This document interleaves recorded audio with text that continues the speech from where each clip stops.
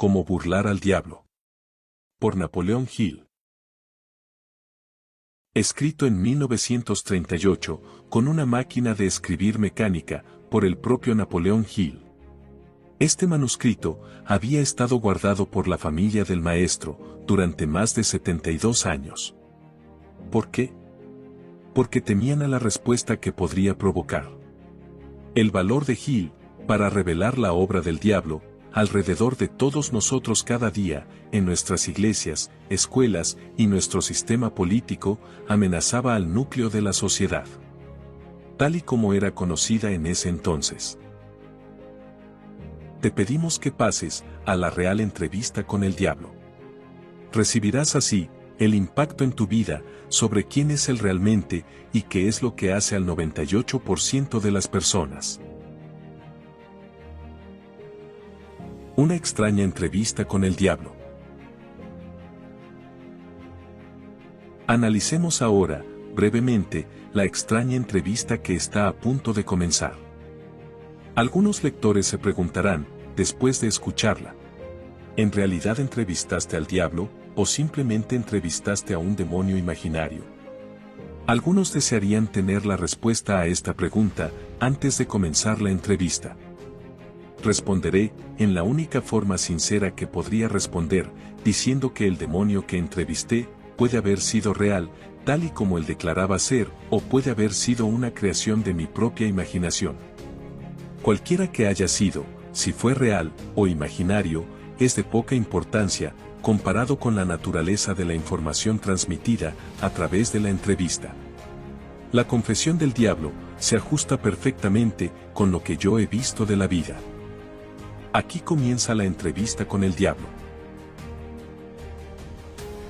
He descifrado el código secreto, mediante el cual puedo leer sus pensamientos. He venido a hacerle algunas preguntas muy sencillas. Le exijo que me dé respuestas directas y verídicas. ¿Está listo para la entrevista, señor diablo? Sí, estoy listo. Pero debes dirigirte a mí con más respeto.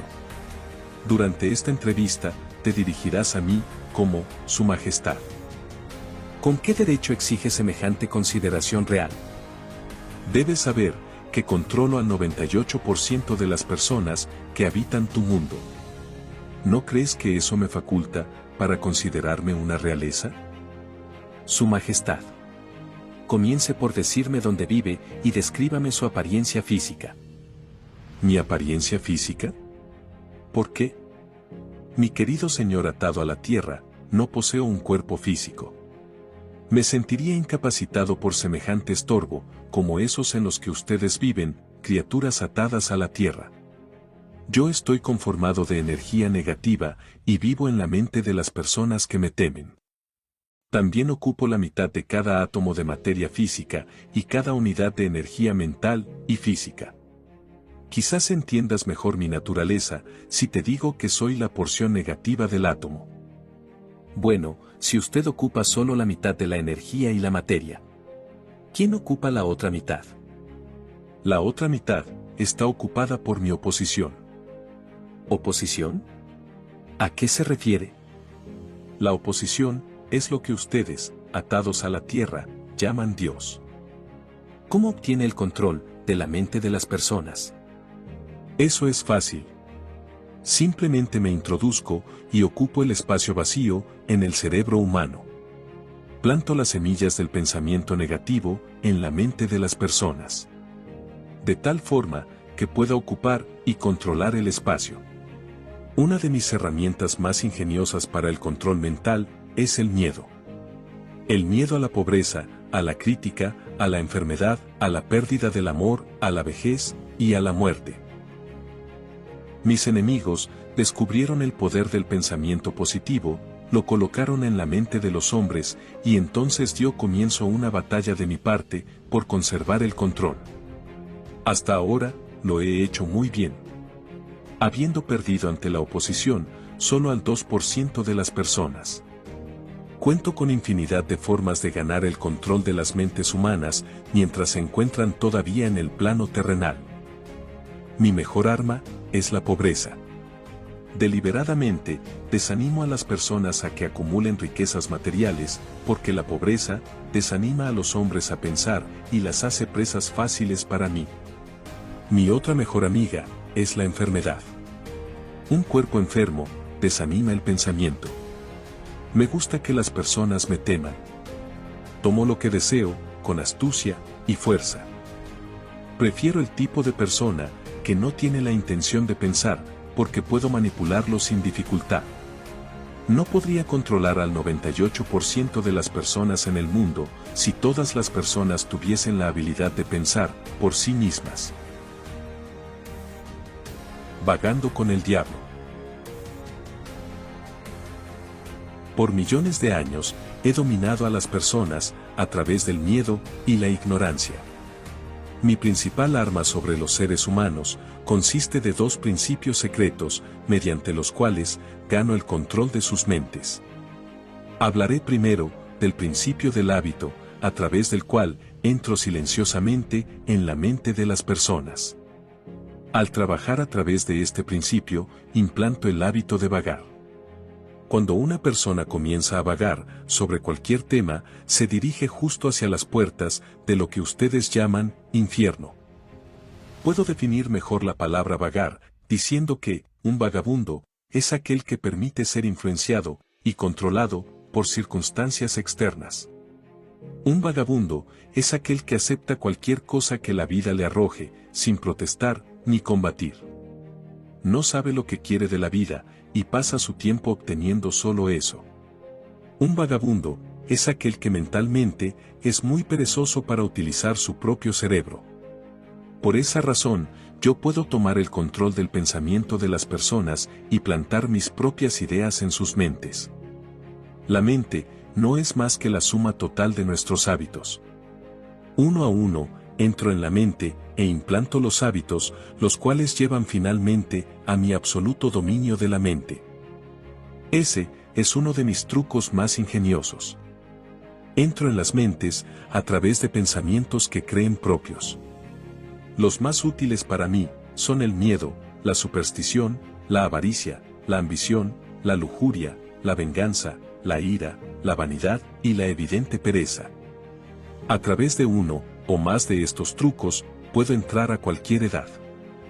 Pero obtengo mejores resultados cuando me hago cargo de una mente mientras ésta es joven. Antes de que su dueño haya aprendido a cerrar cualquiera de estas 9 puertas.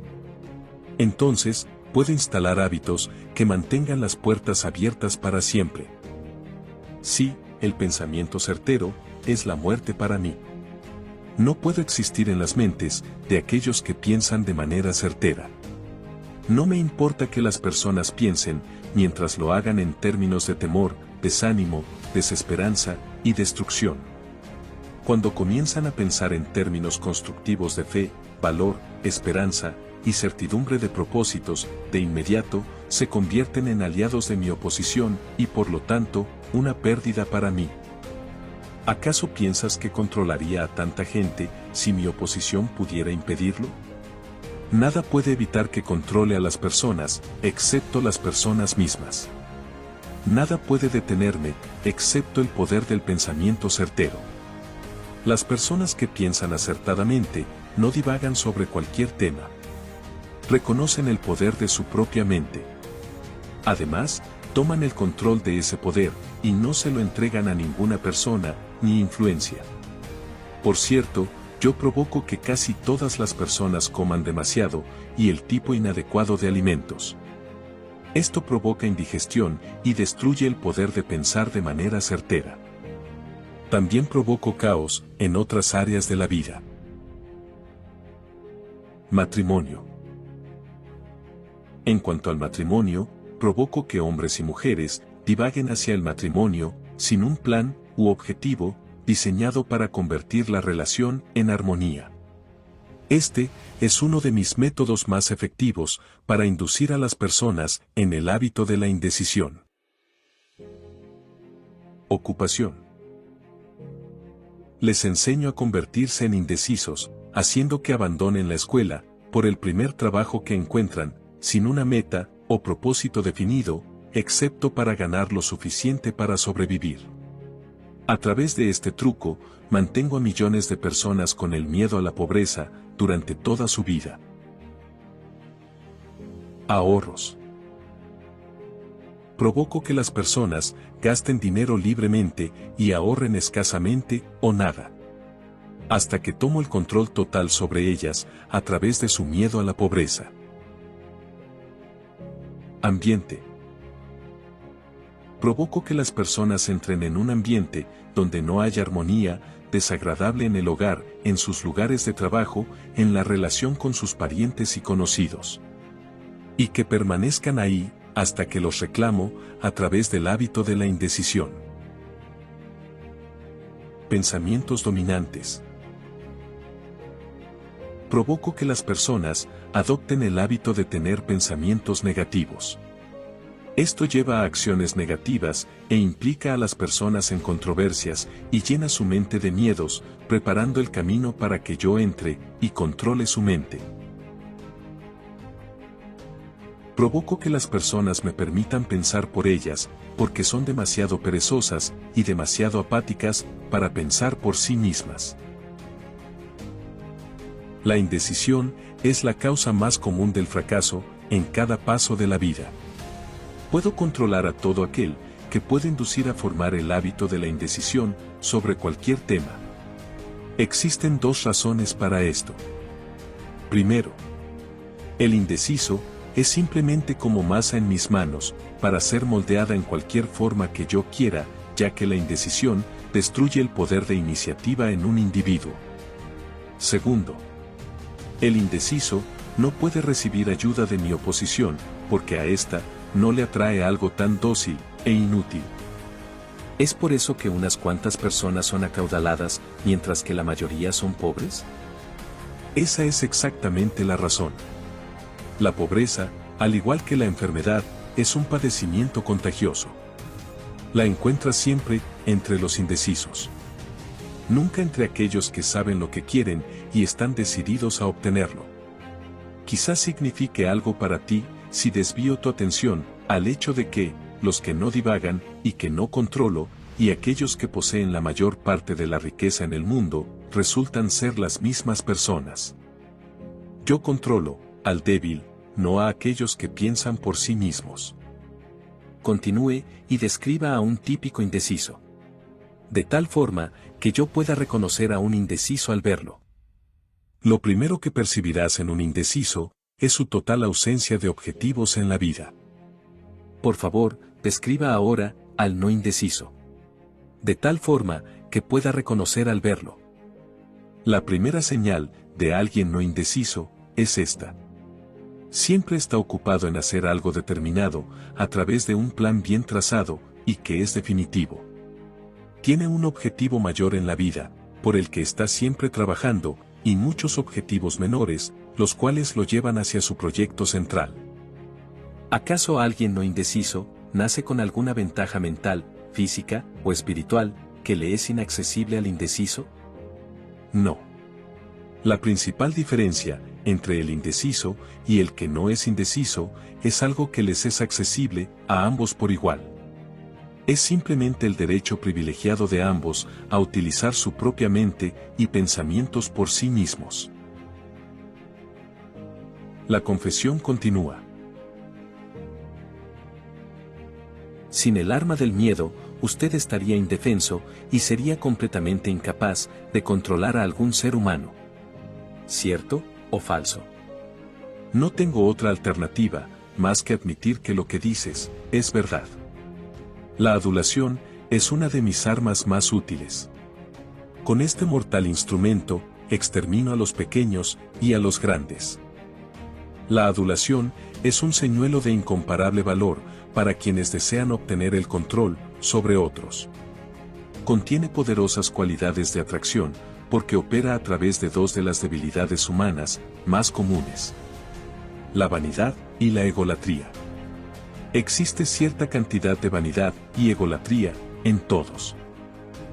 En algunas personas, estas características son tan pronunciadas que literalmente sirven como una cuerda, mediante la cual podemos ser atados. La mejor de todas las cuerdas es la adulación. La adulación es el principal señuelo con el cual los hombres seducen a las mujeres. Algunas veces, de hecho, es frecuente que las mujeres utilicen el mismo señuelo para obtener el control de los hombres. En especial, de quienes no pueden ser dominados mediante el atractivo físico. La adulación es el principal señuelo con el que mis agentes preparan el terreno y se ganan la confianza de las personas de quienes adquieren la información necesaria para comenzar la batalla. Siempre que alguien se detiene a alimentar su vanidad a través de la adulación, yo me movilizo y entro para comenzar a crear otro indeciso. Los que no son indecisos son difíciles de adular. Yo invito a las personas a utilizar la adulación en toda relación humana que sea posible, ya que, quienes se ven influidos por ella, se convierten en presas fáciles del hábito de la indecisión. Hábleme sobre algunos de sus demás trucos con los que provoca que las personas no sean decididas en la vida. Uno de mis instrumentos más efectivos es el fracaso. La mayoría de las personas comienzan a divagar tan pronto como se encuentran con alguna objeción y ni uno solo, de entre 10.000, seguirán haciendo intentos después de fracasar 2 o 3 veces. Ahora prosiga y hábleme de algunos de sus otros trucos con que usted atrae a las personas hacia la indecisión. Uno de mis trucos más efectivos, lo conocen ustedes, como propaganda. Es el instrumento más valioso para hacer que las personas se maten entre sí bajo el pretexto de la guerra.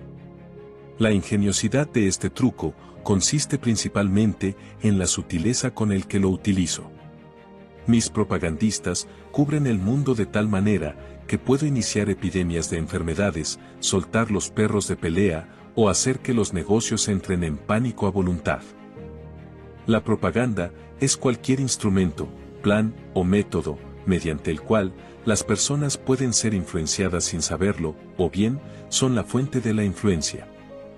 ¿Qué sucede cuando entra en la mente de una persona que aún no tiene el hábito de la indecisión, pero que pertenece al 98% de los que son posibles indecisos? Me dedico de inmediato a ocupar la mayor parte que me sea posible de la mente de esa persona.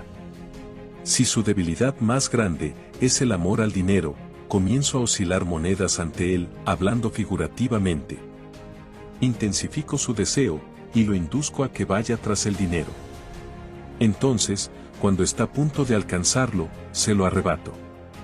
Ese es uno de mis viejos trucos. Después de haberlo repetido algunas veces, el tipo se da por vencido y renuncia. Entonces, me apropio de un poco más de espacio en su mente y lo lleno con el miedo a la pobreza. Ese es uno de mis mejores materiales de relleno para la mente. Si mi víctima convierte su amor al dinero en grandes sumas, comienzo a sobrealimentarlo con las cosas que puede adquirir con él. Por ejemplo, provoco que se llene de alimentos suculentos. Esto disminuye su capacidad de pensar, pone en peligro su corazón y lo coloca en el camino hacia la indecisión. Entonces, lo atosigo con intoxicaciones intestinales a través del exceso de alimentos que consume. Eso también disminuye su capacidad de pensar y lo coloca en un mal estado de ánimo. ¿Qué pasa si la víctima no es una glotona? ¿A qué otras locuras puede usted inducirlo para hacerse de esa propensión a la indecisión? Si la víctima es un hombre, por lo general, lo atrapo a través del apetito sexual. El exceso en el sexo logra que más hombres divaguen hacia el fracaso que otras causas combinadas. Así que la comida y el sexo son sus sobornos más certeros. ¿Es correcto? Sí. Con estos dos señuelos, puedo atrapar a la mayoría de mis víctimas, y luego, está el amor al dinero. Comienzo a pensar que la riqueza es más peligrosa que la pobreza. Si es que hemos de creer en su relato. Todo eso depende de la forma de adquisición. ¿Qué tiene que ver la manera en que se adquirió la riqueza con que ésta sea una bendición o una maldición? Todo. Si no me crees, observa a todos aquellos que adquieren rápidamente una gran cantidad de dinero, sin tener tiempo para adquirir sabiduría a través de él, y observa cómo lo utilizan. ¿Por qué crees que los hijos de los ricos raras veces igualan los logros de sus padres? Te diré por qué. Porque carecen de autodisciplina, la cual surge cuando se ha sido obligado a trabajar. Observa los récords de las estrellas de cine o de los atletas que de pronto se encuentran en posesión de mucho dinero y aclamación por parte del público. Observa lo rápido que entro y me apodero de ellos.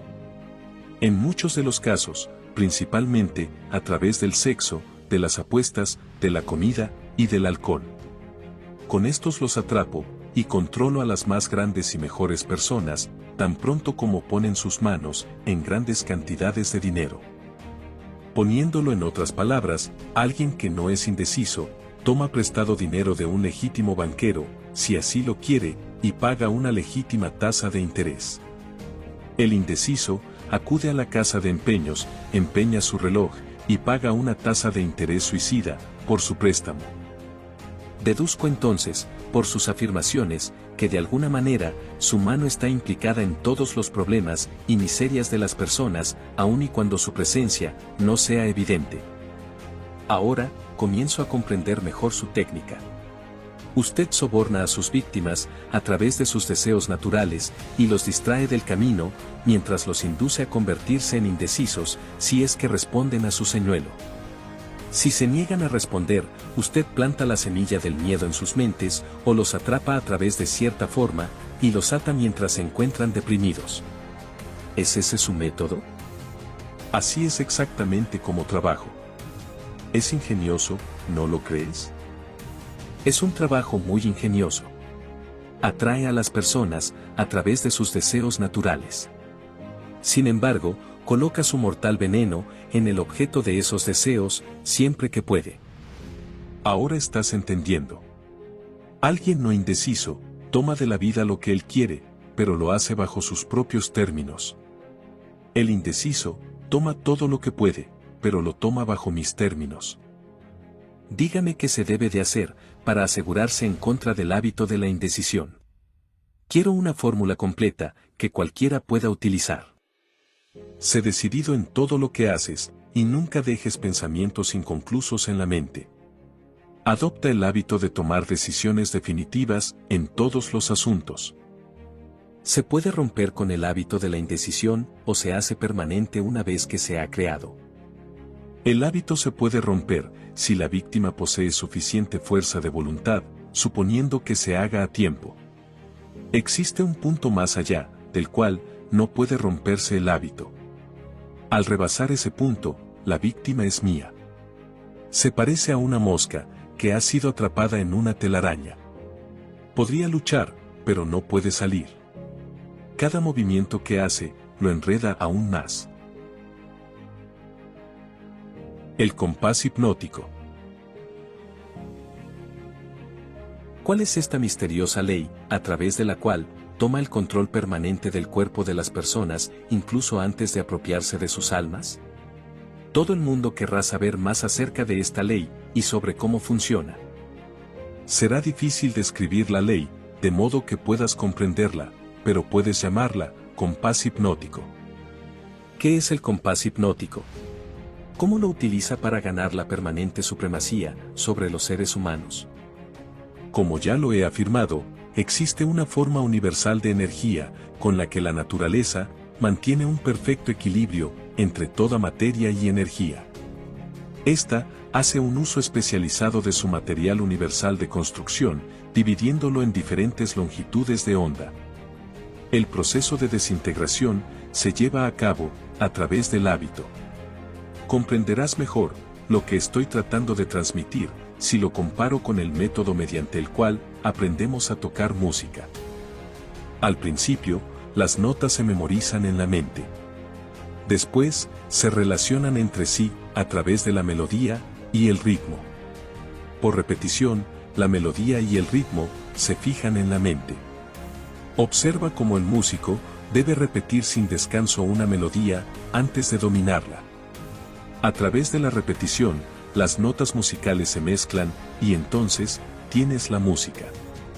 Cualquier pensamiento que la mente repite una y otra vez, a través del hábito, crea un ritmo sistemático. Los hábitos indeseables pueden romperse. Estos deben romperse antes de adoptar las cadencias del ritmo. El ritmo es la última etapa del hábito. Cualquier pensamiento o movimiento físico que se repite una y otra vez a través del principio del hábito alcanza finalmente la cadencia del ritmo. Entonces, el hábito no se puede romper porque la naturaleza se apropia de él y lo hace permanente. Es como un remolino en el agua. Un objeto puede flotar indefinidamente hasta que es atrapado por un remolino. Entonces, es obligado a dar vueltas y vueltas, pero no puede escapar.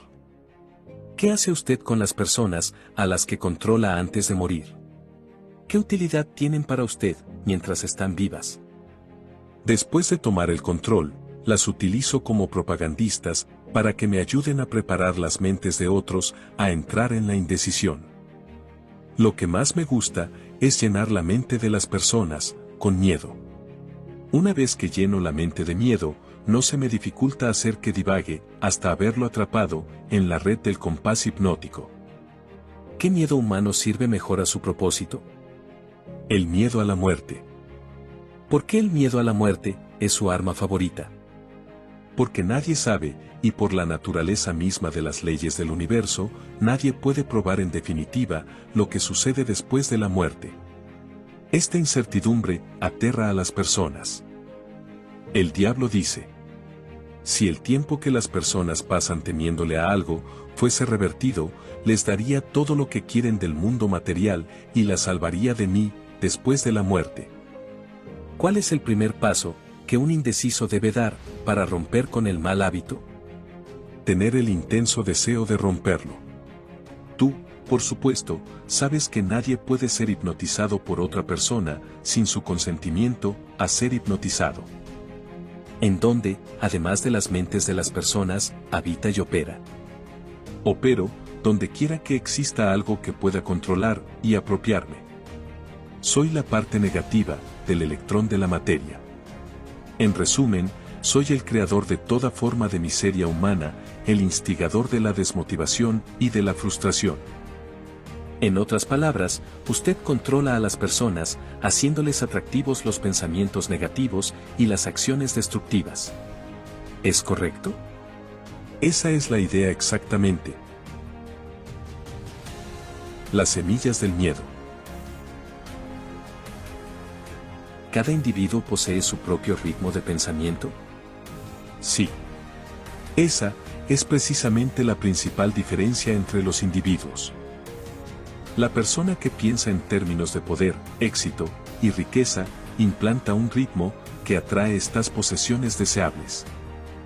La persona que piensa en términos de miseria, fracaso, derrota, desaliento y pobreza, atrae estas influencias indeseables. Esto explica por qué tanto el éxito como el fracaso son resultado del hábito. El hábito implanta nuestro ritmo de pensamiento y ese ritmo atrae el objeto de nuestros pensamientos dominantes. El compás hipnótico es algo parecido a un imán que atrae las cosas con las que tiene una afinidad magnética. ¿Es correcto? Sí, eso es correcto. Es por eso que, aquellos que son golpeados por la pobreza se agrupan en la misma comunidad. Eso explica el antiguo dicho: a la miseria le agrada la compañía. Eso también explica por qué las personas que comienzan a triunfar en cualquier proyecto descubren que el éxito se multiplica con menos esfuerzo conforme avanza el tiempo. Todas las personas exitosas utilizan el compás hipnótico de manera consciente o inconsciente, esperando y exigiendo el éxito. La exigencia se vuelve un hábito, el compás hipnótico controla el hábito y la ley de la atracción armónica lo convierte en su equivalente físico. ¿Cómo puede el compás hipnótico cambiar la influencia de nuestro entorno?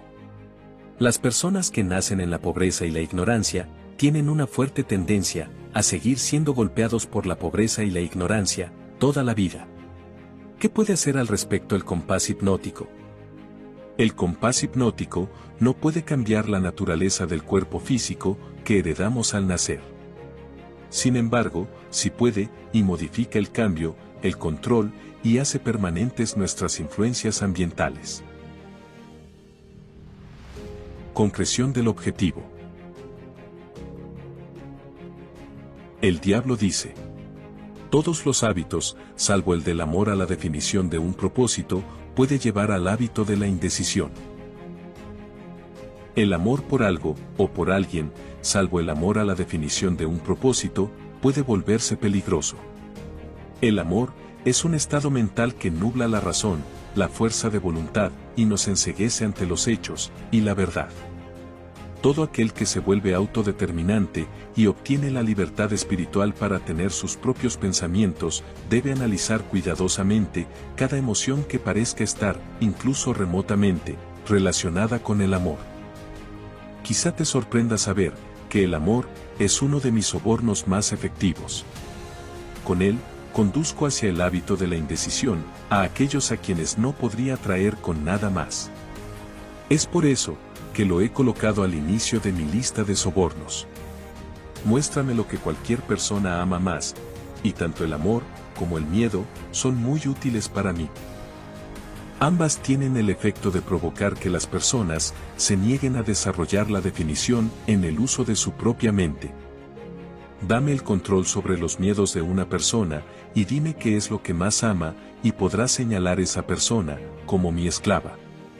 Tanto el amor como el miedo son fuerzas emocionales de tal potencia que pueden anular por completo la fuerza de voluntad y el poder de razonamiento. Sin voluntad ni razonamiento, no queda nada en que fundamentar la definición de un propósito. Pero, Su Majestad, la vida no valdría la pena vivirla si las personas nunca sintieran la emoción del amor. Tienes razón en lo que piensas, pero has pasado por alto añadir que el amor debe estar bajo su control definitivo en todo momento. Por supuesto, el amor es un estado mental idóneo, pero también es un mitigante que puede ser utilizado para limitar o destruir la razón y la fuerza de voluntad, los cuales superan en importancia al amor para los seres humanos que desean libertad y autodeterminación. Las personas que están definidas, tanto en sus planes como en sus propósitos, nunca aceptan la derrota temporal como algo más que una urgente necesidad de hacer un mayor esfuerzo. Puedes ver por ti mismo que este tipo de principio está confinado a ganar si se sigue con definición.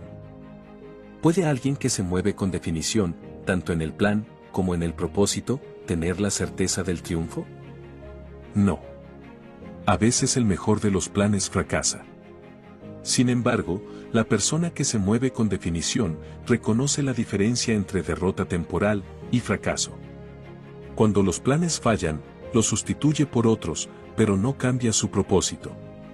Persevera. Finalmente, encuentra un plan que tiene éxito. A través del funcionamiento de la ley de compensación, todos recogen lo que cosechan. Los planes basados en motivos inequitativos o inmorales pueden traer un éxito temporal. Pero el éxito permanente debe tomar en consideración la cuarta dimensión, el tiempo. El tiempo es el enemigo de la inmoralidad y la injusticia. Es amigo de la justicia y la moralidad. Dejar de reconocer esta realidad ha sido causa de la ola de crímenes entre los jóvenes del mundo. La mente joven e inexperta tiende a confundir el éxito temporal por la permanencia. Educación y religión. La realidad es esta. Si es que debes saberla. Las iglesias son mis más útiles aliadas, y las escuelas se colocan en un cercano segundo lugar. ¿Sobre qué bases hace usted esta afirmación? Sobre la base de que, tanto las iglesias como las escuelas me ayudan a convertir a las personas en el hábito de la indecisión. ¿Se da usted cuenta de que su denuncia es sustancialmente una arrolladora acusación a las dos instituciones de mayor importancia y que han sido responsables de la civilización en su forma actual? Que sí me doy cuenta. Hombre, me deleito en ello. Si las escuelas les hubieran enseñado a las personas a pensar por sí mismas, ¿dónde estaría yo ahora? El sistema escolar se esfuerza por enseñarles a los niños a memorizar hechos en lugar de enseñarles a utilizar sus mentes. En cuanto a la educación de los hijos, ¿acaso un niño no les debe algo, en calidad de obligación, a sus padres que le dieron vida y sustento durante su infancia? Para nada. Al contrario. Los padres les deben a sus hijos todo lo que pueden darles a modo de conocimiento. Fuera de eso, los padres con frecuencia estropean, en vez de ayudar a sus hijos, por medio de un falso sentido del deber, que los incita a complacer a sus hijos, en vez de obligarlos a buscar y adquirir conocimiento de primera mano. El diablo dice: los obsequios de toda naturaleza, no ganados, pueden convertirse en una maldición en vez de una bendición. Provoco que los niños se conviertan en indecisos, siguiendo el ejemplo de sus padres, a muchos de los cuales ya he atrapado y confinado eternamente a mi causa.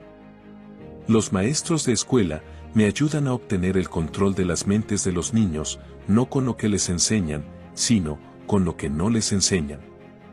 Todo el sistema escolar público está tan controlado que ayuda a mi causa, enseñándoles casi todo, excepto cómo utilizar su propia mente y pensar de manera independiente. En las escuelas públicas, los maestros prosiguen mi causa, manteniendo a los niños tan ocupados, llenando sus mentes con información sin importancia, que no tienen oportunidad de pensar acertadamente, ni de analizar correctamente aquello que sus maestros les enseñan. ¿Por qué no domina las iglesias y las utiliza sin demora para su causa? ¿Crees que soy tonto? ¿Quién mantendría vivo el miedo al diablo si doblegara a las iglesias? ¿Quién serviría como señuelo para atraer la atención de las personas mientras yo manipulo sus pensamientos si no contara con alguna representación a través de la cual sembrar las semillas del miedo y de la duda? Lo más inteligente que hago es utilizar a los aliados de mi oposición para mantener el miedo al infierno ardiendo en la mente de las personas. ¿Entonces usted no apoya la oración como un medio para alcanzar los fines deseados? Por el contrario, yo apoyo la oración. Pero no el tipo de oración que consiste en palabras vacías, implorantes e insignificantes. El tipo de oración contra la que estoy indefenso es la oración de la definición de un propósito. ¿Por qué la mayoría de las oraciones falla? No es así. Todas las oraciones atraen aquello por lo que oramos. La mayoría de las personas que rezan recurren a la oración solo después de que todo lo demás les falla. Naturalmente, acuden con su mente llena de miedo de que las oraciones no sean respondidas. Pues bien, sus miedos se vuelven realidad. Aquel que acude a rezar, con definición de un propósito y fe en la obtención de ese propósito, pone en movimiento las leyes de la naturaleza que convierten sus deseos dominantes en su equivalente físico. Las personas que lloriquean y ruegan a Dios que asuma la responsabilidad de todos sus problemas y que les provea de todas las necesidades y lujos de la vida, son demasiado perezosas para producir lo que desean y convertirlo en realidad a través del poder de sus propias mentes. Es un pecado divagar por la vida, sin un objetivo, proyecto o propósito definidos. Sí. Porque este hábito conduce a la pobreza y destruye el privilegio de la autodeterminación. Asimismo, lo despoja a uno del privilegio de utilizar la propia mente como un medio de contacto con la inteligencia infinita. ¿Cuál es el pecado más común y más destructivo? El miedo y la ignorancia. ¿Qué es la fe?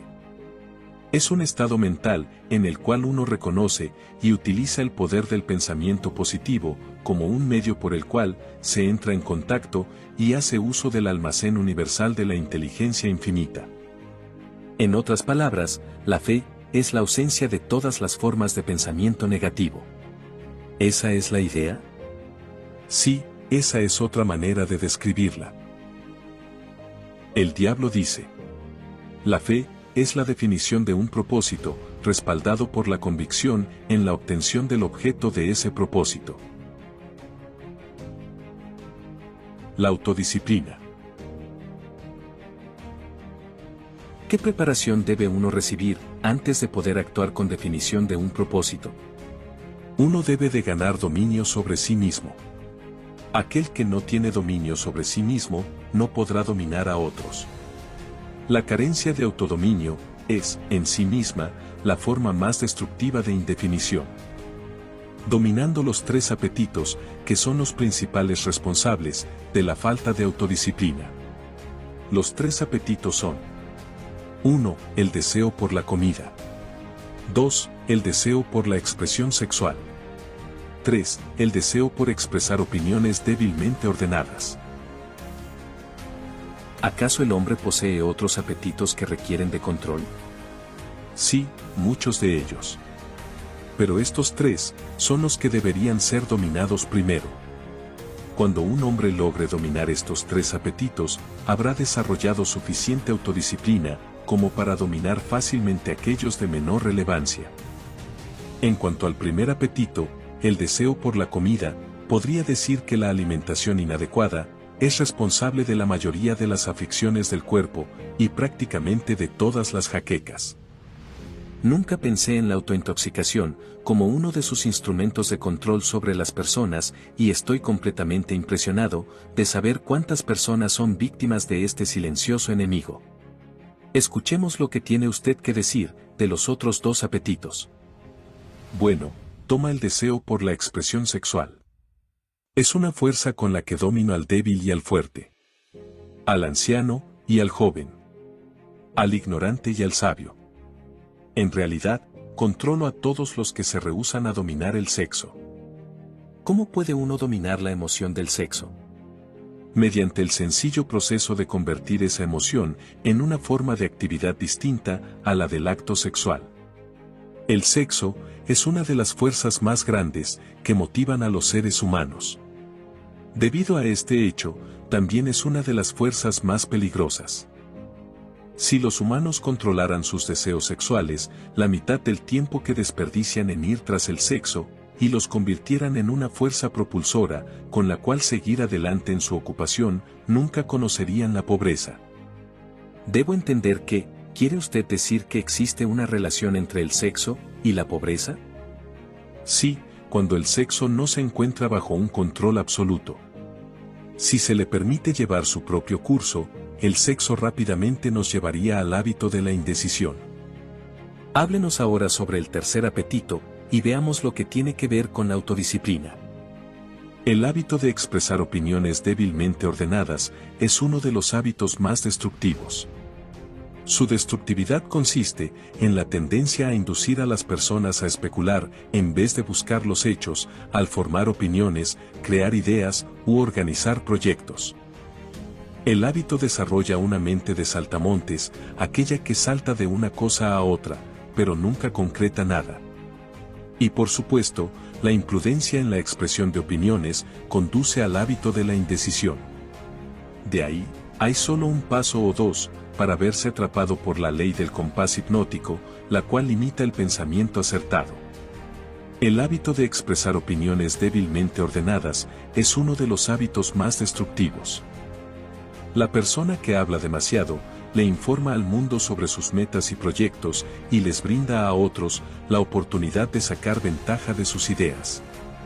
Los hombres sabios conservan para sí sus planes y se abstienen de expresar opiniones no solicitadas. Esto evita que otros se apropien de sus ideas y les hace difícil a otros el interferir con sus planes. Aprender de la adversidad. ¿Es el fracaso un beneficio para el hombre? Sí.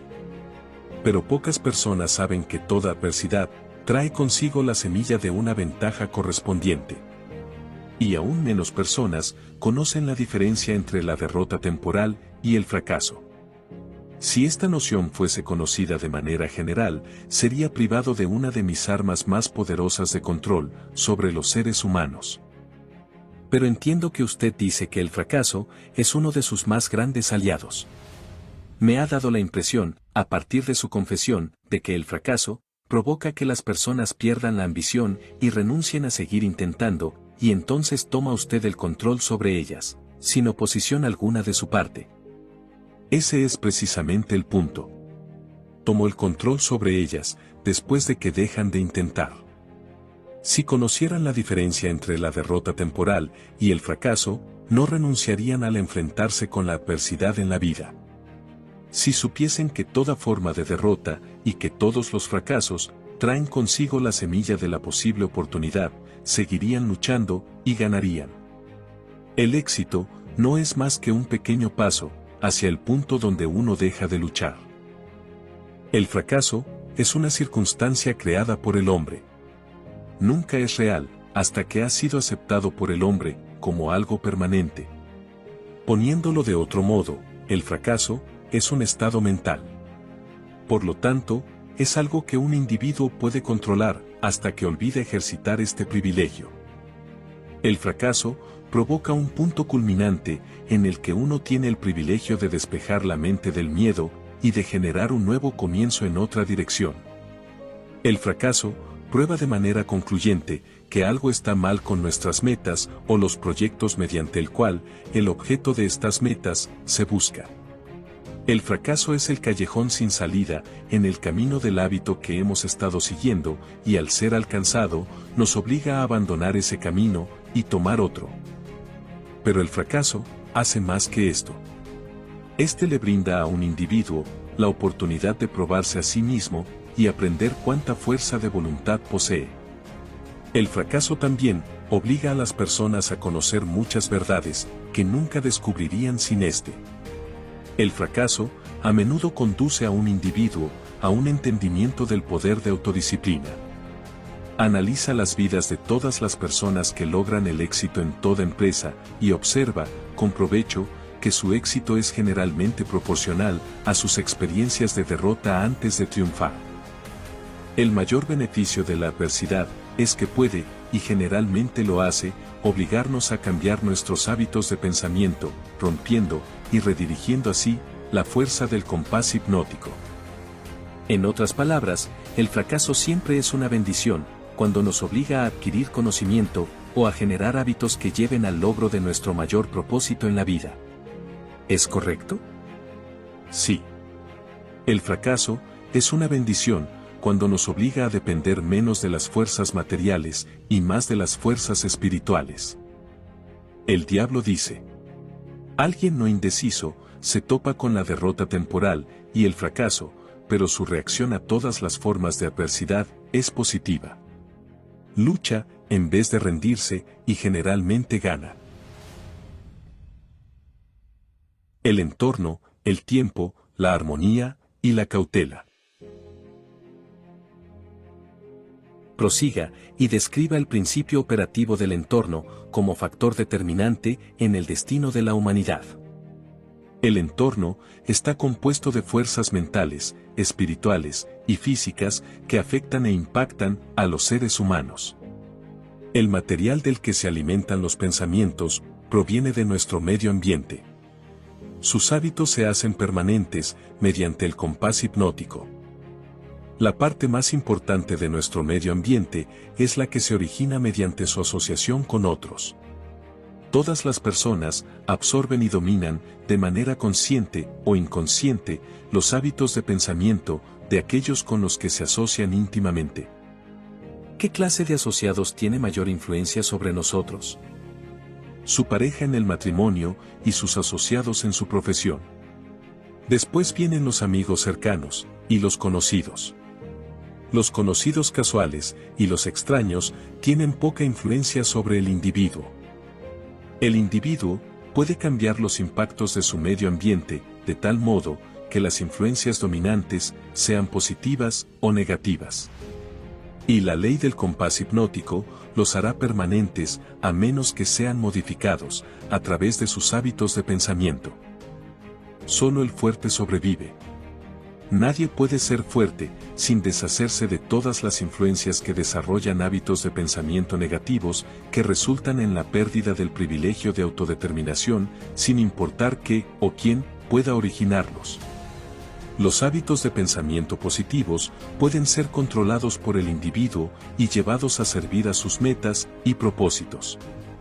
Los hábitos de pensamiento negativos controlan al individuo y lo privan del privilegio de autodeterminación. El diablo dice: la naturaleza no tolerará la ociosidad o los vacíos. Todo espacio debe ser rellenado con algo. Cuando el individuo no utiliza el cerebro para la expresión de pensamientos positivos y creativos, la naturaleza llena el vacío, obligando al cerebro a actuar sobre los pensamientos negativos. El siguiente principio es el tiempo. La cuarta dimensión. El tiempo es la ley del compás hipnótico. El lapso que se requiere para dar permanencia a los hábitos del pensamiento depende del objeto y la naturaleza de los pensamientos. El tiempo penaliza al individuo por todos los pensamientos negativos y lo recompensa por los positivos, de acuerdo con la naturaleza y propósito de estos. Prosiga ahora y describa el siguiente principio. El siguiente principio es la armonía. En toda la naturaleza podemos encontrar evidencias acerca de que toda ley natural se mueve de una manera ordenada a través de la ley de la armonía. A través de su funcionamiento, la naturaleza impone todo dentro del rango de un ambiente determinado para que se relacionen armoniosamente. La armonía, en el contexto que aquí se utiliza, significa que la naturaleza relaciona todo lo que está en los universos, con todo aquello de semejante naturaleza. Los factores negativos son obligados a asociarse entre sí, sin importar dónde se encuentren. Los factores positivos son igualmente obligados a asociarse entre sí. Ahora hábleme sobre el último principio. El último principio es la cautela. Al igual que el hábito de la indecisión, la característica humana más peligrosa es la falta de cautela. Las personas divagan entre una serie de circunstancias peligrosas porque no ejercen la cautela, planeando las acciones que toman. El indeciso siempre se mueve sin ejercer cautela. Actúa primero y piensa después, si no es que nada. ¿A todas las personas les falta cautela? No, solo a aquellos que han adquirido el hábito de la indecisión. Alguien que no es indeciso, siempre usa la cautela. Analiza cuidadosamente sus planes antes de empezarlos. ¿No es la sobrecautela tan perjudicial como la falta de cautela? No hay tal cosa como la sobrecautela. Lo que ustedes llaman sobrecautela es una expresión de miedo. El miedo y la cautela son cosas totalmente diferentes. Conclusión. Si pudiésemos resumir en una breve oración, la parte más importante que he tratado de comunicar a través del libro, sería algo como esto. Nuestros deseos dominantes pueden verse cristalizados en sus equivalentes físicos a través de la definición de un propósito, respaldada por la definición de proyectos, con ayuda de la ley natural del compás hipnótico y el tiempo. Tal y como el señor Napoleón Hill nos recuerda. He descubierto que, cada experiencia de derrota temporal, cada fracaso y forma de adversidad, trae consigo la semilla de un beneficio equivalente. Esperamos que hayas encontrado este contenido de valor. Regálame un like. Te invito a suscribirte para más contenido como este.